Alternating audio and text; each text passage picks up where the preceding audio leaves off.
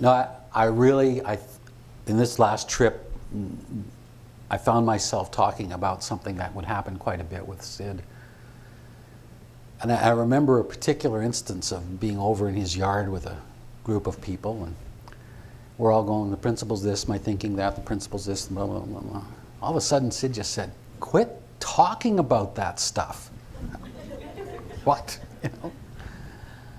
And he said, you know, if you keep talking about it and you keep thinking about it, you'll never find it. You know, it'll just be in your head. And he started talking quite a bit for a while about being ordinary. You know, like that, to find it for yourself, it's in the quiet moments of your most ordinary life. You know, whether it's washing the dishes or going for a walk with the dog or taking a walk around here or having lunch with a friend or standing across from the checkout person at the supermarket, that listening is not just about listening to a particular person. It's listening as a state of mind. That's really what a state of meditation is, you know. And so he would talk a lot about being ordinary, and at first it would just throw me off, like, I don't want to be ordinary. I wanted to be extraordinary all my life, you know, and I wanted to be special, you know. And he would say, no, you have to be ordinary, you know. And I remember this statement, I'm pretty sure I've got it pretty much down. He said, you know, you got to forget about being a teacher, about being special, about, you know, finding something special, and just be ordinary. And if you really find how to be really ordinary and really quiet, then you'll be extraordinary. But if you try, you won't, you know. And that always really stuck with me, because it's really easy to get captured by your search, you know. It's really easy to slip, even with the 3 principles, it's really easy to slip into it and make it into another dogma, just a bunch of words. You know, it is just a bunch of words apart from your experience, right? So I love that idea of knowing that it's being ordinary, and that's where you'll find it.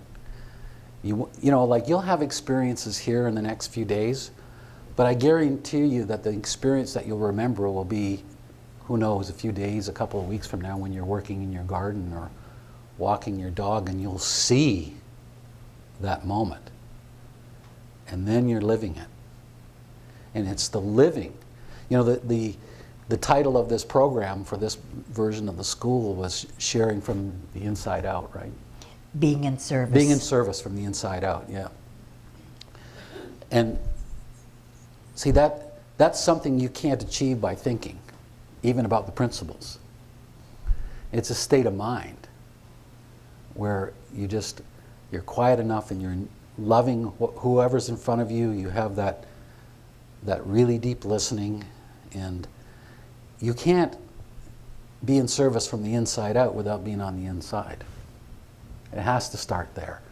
So no matter what we think we know about these principles or how long we've been around them and all that kind of stuff, doesn't matter a hoot. The only thing that matters is listening and getting quiet so that you're in the now, right now, when you are just your true self in this moment. When that happens, you don't have to worry about how you're going to share it or where you're going to share it or how that's going to happen, how you're going to be in service. And I was really struck when we were at Tikkun at the conference in London. We had just finished talking, Jan and I, and this beautiful young couple, probably early 20s, came up to us. And they were traditional Jewish folks, you know. And they both had tears in their eyes, and they were just glowing. I swear to God, they were glowing, you know. And they came up and they were very grateful, and they said, our greatest dream is to learn how to share this with the world. And it just really got me, right? And I looked at them, and the guy says, but we don't know how, you know. We don't know the words, we don't know how to. And I just looked at him, I said, if you two walk into a room looking the way you do right now, and the feeling that you're in right now, you don't have to worry about what words you know or don't know, because that's 99% of it right there.